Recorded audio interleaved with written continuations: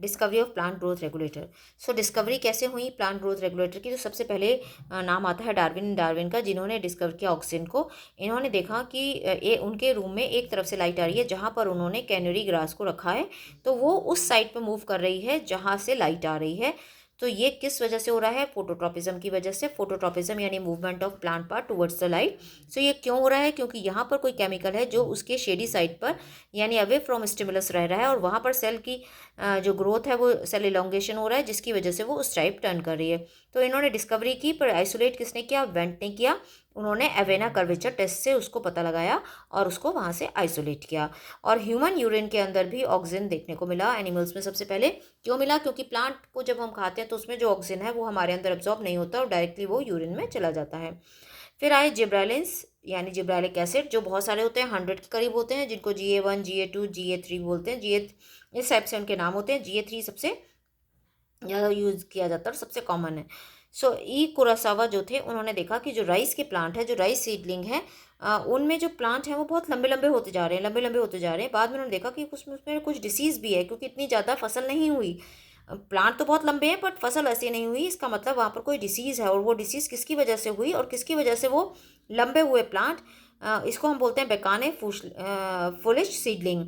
किसकी वजह से हुई? फंगस जिब्रेला फ्यूजिकोराई की वजह से, जिसकी वजह से वो एक केमिकल सिक्रीट कर रही थी, जिसकी वजह से वो प्लांट बहुत लंबे लंबे होते जा रहे थे। सो कुरोसावा ने इसको डिस्कवर किया। किसकी वजह से लंबे हुए? जो फ्यूजिकोराई था, जिब्रेला फ्यूजिकोराई, उसने केमिकल रिलीज किया, और इस केमिकल की वजह से जो राइस के प्लांट थे वो लंबे लंबे हो गए। इसलिए उसी के नाम पर इसका नाम रख दिया गया जिब्रेलिक एसिड। थर्ड जो प्रमोटर है वो है साइटोकाइनिन। तो स्कूक ने क्या किया? उसके स्कूक और उनके जो कोवर्कर्स थे, उन्होंने ऑब्जर्व किया सेल डिवीज़न प्रमोटिंग केमिकल को। और वो उन्होंने क्या देखा कि जो टोबैको प्लांट है उसके स्टेम से जो इंटरनोडल रीजन है वहाँ से ग्रुप ऑफ सेल्स, जिनको हम बोलते हैं कैलस, उनको लिया, उसमें ऑक्सीजन को डाला, और ऑक्सीजन को डालते हैं तो ऑक्सीजन क्या करता है? रूटिंग प्रमोट करता है। तो उसने उसमें कैलस वो सेल्स हैं जिनको जो कि अनडिफ्रेंशिएटेड होती हैं, आप उनको डिफ्रेंशिएट करा सकते हैं किसी भी सेल में। तो उन्होंने जब उसमें ऑक्सीजन डाला तो रूटिंग स्टार्ट हो गई। फिर उन्होंने क्या किया? उस ऑक्सीजन के साथ जो वस्कुलर टिश्यू है उसका एक्सट्रैक्ट बना के डाला, ईस्ट का एक्सट्रैक्ट बना के डाला, और कोकोनट मिल्क और DNA को डाला। तो उन्होंने देखा कि उसमें शूटिंग भी स्टार्ट हो गई। इसका मतलब कोई केमिकल है जिसकी वजह से शूटिंग हो रही है, और वो केमिकल कौन सा है? साइटोकाइनिन। सो ऑक्सीजन क्या प्रमोट करता है? रूटिंग। और साइटोकाइनिन क्या प्रमोट करता है? शूटिंग। ठीक है, तो स्टेम की जो फॉर्मेशन हो रही है वो साइटोकाइनिन की वजह से हो रही है, और रूटिंग किसकी वजह से हो रही है? ऑक्सीजन की वजह से। सो इस तरह से साइटोकाइनिन इन्होंने बताया। मिलर ने काइनेटिन को एक्सट्रैक्ट किया from the herring sperm DNA से। हेरिंग फिश जो है उसके स्पर्म को निकाला, उसका DNA निकाला, उसके DNA को ऑटोक्लेव से ऑटोक्लेव में रख के सब कुछ अलग अलग कर दिया गया। DNA का हर पार्ट अलग कर दिया, सारे पार्ट पहले तो अलग किए गए, फिर DNA को निकाला, DNA में से भी एडेनिन, गुआनिन, साइटोसिन, थायमिन सबको अलग अलग कर दिया गया। और एडेनिन का जो मॉडिफाइड फॉर्म है वो है काइनेटिन। ये काइनेटिन जो है वो प्लांट्स के अंदर नहीं मिलता, बल्कि नहीं मिलता तो प्लांट में क्या मिलता है? प्लांट में मिलता है जियाटिन, जिसको कॉर्न कर्नेल यानी मक्के से या कोकोनट मिल्क से निकाला जाता है। तो आपको पूछा जाएगा कि कौन सा हार्मोन है जो प्लांट में नहीं मिलता, तो वो काइनेटिन है। और प्लांट में कौन सा मिलता है? जियाटिन, जो कॉर्न कर्नेल या कोकोनट मिल्क से निकाला गया। तो इस तरह से जो है वो साइटोकाइनिन, काइनेटिन और जियाटिन देखा गया। फिर एब्सेसिक एसिड जो है वो डिस्कवरी चल रही थी, 3 इंडिपेंडेंट रिसर्च चल रही थी, और तीनों ने जो डिस्कवर किया वो बेसिकली वो कॉमन ही था, एब्सेसिक एसिड। एक साइंटिस्ट ने उसका नाम रखा इनहिबिटर बी, एक ने रखा ऑब्सेशन सेकेंड, एक ने रखा डॉर्मैन।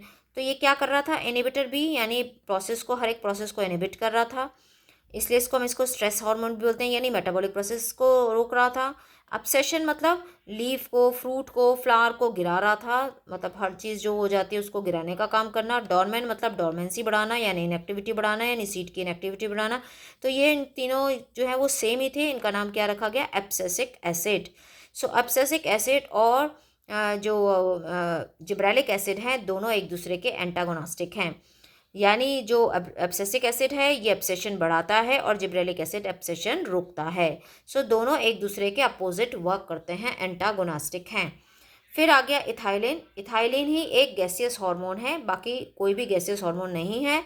ये कजन्स ने कंफर्म किया कि release of volatile substances from the ripened of oranges, कि जो पके हुए फल होते हैं, जैसे इन्होंने देखा था ऑरेंजेस से, कि उसमें से एक वॉलेटाइल सब्सटेंस निकलता है जिसको इन्होंने नाम क्या दिया, इथाइलिन। तो यानी जो फ्रूट राइपनिंग हार्मोन आपसे पूछा जाएगा तो वो इथाइलिन है, ये गैसियस हार्मोन है। तो अगर आप देखेंगे घर में कि अगर कोई पका हुआ केला है उसको कच्चे केले के साथ रख दिया जाए तो वो बाकी के केलों को भी पका देता है। तो ये फ्रूट राइपनिंग हार्मोन कौन सा है, इथाइलिन, और इसी को हम गैसियस हार्मोन भी बोलते हैं। सो इस तरह से जो हार्मोन्स हैं उनकी डिस्कवरी हुई।